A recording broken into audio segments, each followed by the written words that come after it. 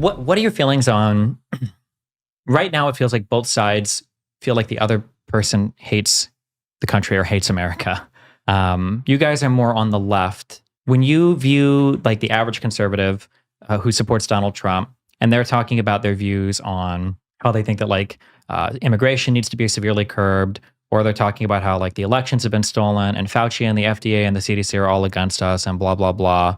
What do you think are like some of the biggest things that are pushing conservatives in that direction? Like, why do you think they think these things? I have no trust in any of the country. Yeah, I think they play on fear a whole lot, especially with immigration. Like they're pushing this whole narrative that these immigrants are coming in, asylum seekers, whether they are or not, they're coming in and killing people and committing violent crime. And if you actually look at the stats on that, it's actually the opposite. Like immigration, if you look at the stats, these immigrants are sometimes, I think it's like 200% less likely to commit a violent crime than a US-born citizen. But yet, the Republicans, every single time there's a crime committed by an undocumented immigrant, it's flashing across Fox News, right? But like I said, undocumented immigration should actually be making it less likely for an American to face violent crime per capita, because you're having more people coming in, and out of these people, they're committing less crime than the populace that's already here. Mm-hmm. So I think they're just pushing fear. They rely on fear to get people to go vote. And I'm not saying that left doesn't do that in some cases, but I think the right does it a lot more. And I can think of a super comparable one, what you're talking about. I always tell people that if somebody's like trying to make a big deal out of one or two stories, it means the data is probably not on their side. And conservatives, I think, rightfully pointed this out with BLM, because the impression was that like cops are just murdering, black people all over the country for no reason. When you actually ask a person, how many unarmed black people do you think died last year? To the cops, usually you get an answer in like the thousands or tens of thousands, and the answer will be like 13. Right. But then I think that if you go to the conservatives who are like, yeah, well, we pointed that out because we're so smart. I was like, how many people do you think are getting murdered by illegal immigrants like every year? Like, do you think this number's in like the thousands or tens of thousands or like, yeah. Well, and like the same thing with transgender, right? Transgender people. It's like, have you ever seen a transgender person in the men's room? Have you ever? Yeah. Has my wife ever seen a transgender woman in the ladies' room?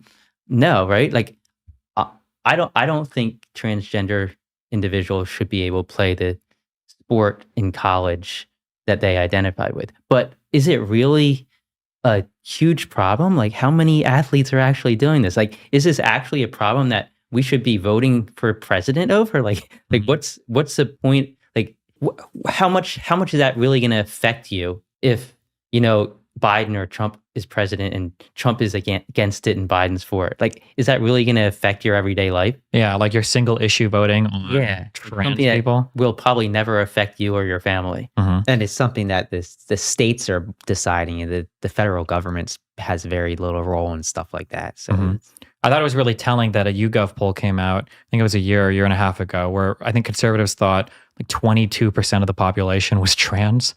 And I'm like, oh my God. Maybe they just think all Californians are or something, but yeah, geez.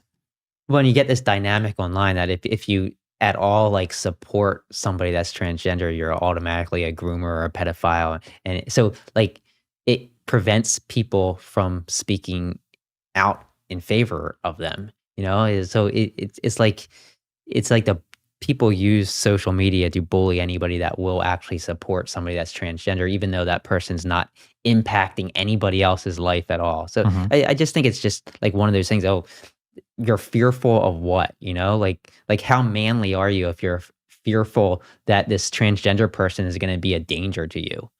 And it's also weird too, because I think all of us at this table have kids. People will be like, oh, well, I don't want this rapist going to the little girl's bathroom. And it's like, okay, I have a son. I don't want a rapist going to my son's bathroom. Okay. Right. Segmented girls. Like, no, what a weird answer. Like, yeah. Well, exactly. I mean, if I let my kid go to the bathroom, I have a 5-year-old and a 7-year-old. Usually I'm going into the bathroom with them. Once they're like 7, 8, 9, like, somebody can go to the men's room and do the same exact thing. Yeah, but it's such a weird... It's not like there's Predator's going to stop because he sees the...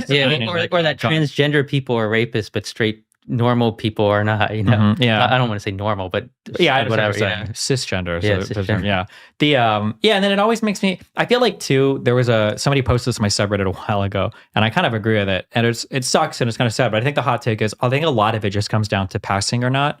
Because when you start asking people about passing people, I think that their answers change dramatically. Like someone will say, like, trans people need to go to the bathroom that they're biologically assigned to.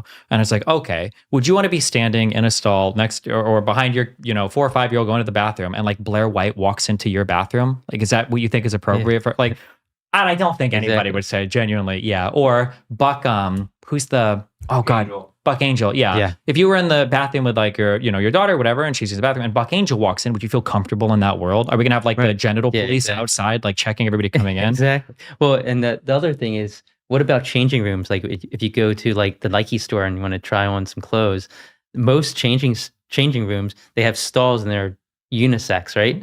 Like the women and men go in the same changing room, go into an individual stall. How is that any different than going to the bathroom and going into your individual stall? And it's really same not thing, right? that big of a deal. No. It's funny because like conservatives will look at women sometimes and they'll be like, why are you saying all men are rapists? Like, why are you saying that all men are like this? It's not all men. This is a very small minority of people. And then you bring up the concept of like unisex bathrooms, and they're like, bro, if we all go to the same, it's going to be a rape fest. Okay, everybody's getting raped. If we have unisex bathrooms, like I've been to Sweden a lot. There's a lot of unisex bathrooms. Nobody's killing each other in the bathrooms. Like, it's not really that dramatic. My God. Yeah. Jesus. Why are rapists going to bathrooms? Yeah. What's it? Yeah. Like what? Like it's going to a restroom that somebody can walk in on you at any time mid rape. Yeah. Like Jesus. Yeah. Not. Yeah. True. I can understand people have strong feelings about it, but like you said, the fact that like I felt like 2 years of political discourse was taken up on like just trans stuff, which personally I think means conservatives don't have a strong policy platform and they are just like debating random stuff. And it's not even traditional single issue votes. Cause like, as much as you might not like it, I think that, I can understand people being single issue voters on things like abortion. If you truly believe it's a life, or if you don't, and you truly believe women should have a choice, I can understand being single issue and stuff like that. But like, how many trans people are seriously impacting you on a day-to-day? I don't think I know one single trans person that I know of. I probably do. Maybe I know of them, but I don't know that they're trans. So like I think most Americans fit into that. They're like, what is the concern? I don't get it.